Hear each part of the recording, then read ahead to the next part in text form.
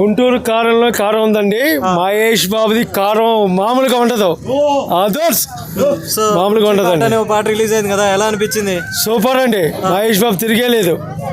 So ఈయనకి పోటీగా victory Venkatesh గారు పండగకి రాబోతున్నారు కదా సార్. నేను ఒక చిన్న విషయం, ఒక హీరోని గురించి చెప్పకూడదు. విక్టరీ వెంకటేష్ విక్టరీయే, మహేష్ బాబు గారే.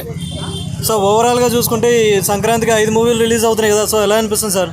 సూపర్ అండి. సంక్రాంతికి అన్ని సినిమాలు బాగానే ఉంటాయి, దాంట్లో మహేష్ బాబు సినిమా నంబర్ 1 రేంజ్లో ఉంటుంది.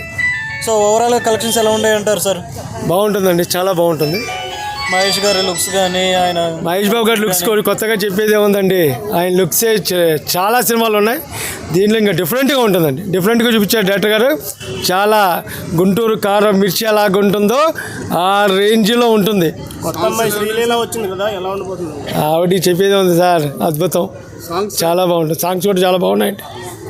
డైలాగ్తో పాట వచ్చింది, చాలా బాగుందండి. చాలా మడత పెట్టేశారు.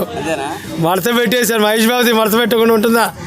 మహేష్ బాబు చాలా రికార్డులు కూడా మడత పెట్టేస్తారు. టాప్ ఉంటుందండి మహేష్ బాబుకి. ఆయనకు ఫాలోయింగ్ ఉంటుంది, చాలా బాగుంటుంది. ఆయన డిఫరెంట్ యాక్టింగ్, డిఫరెంట్, ఆయన మీద ఫ్యాన్స్ ఫాలోయింగ్ ఉంటుంది, చాలా బాగుంటుంది. ఎవరికి పోటీ కాదండి, ఎవరు ఫాలోయింగ్ వాళ్ళకి ఉంటుంది. మహేష్ బాబు ఫాలోయింగ్ మహేష్ బాబుదే ఉంటుంది.